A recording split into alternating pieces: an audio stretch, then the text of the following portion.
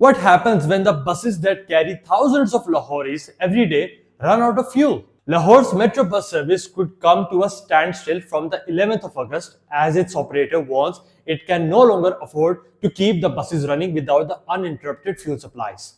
The warning comes from Veda, the private company operating Lahore's 27-kilometer Metrobus route between Gujumata and Chaudary.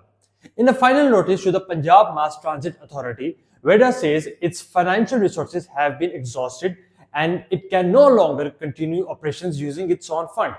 The company has linked the crisis to the rising fuel cost and the long-running dispute over who should bear the additional fuel expense. The dispute has now reached the courts.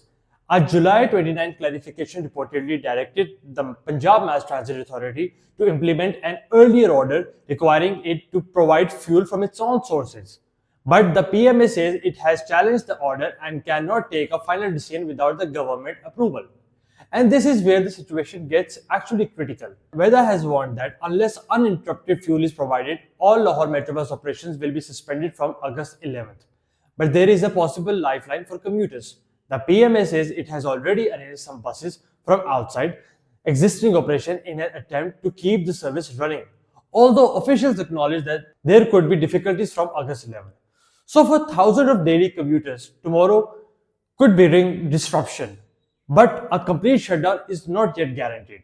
The real issue is no longer simply the price of a litre of diesel, it is now the question of who will pay the rising cost of keeping the Lahore's public transport moving.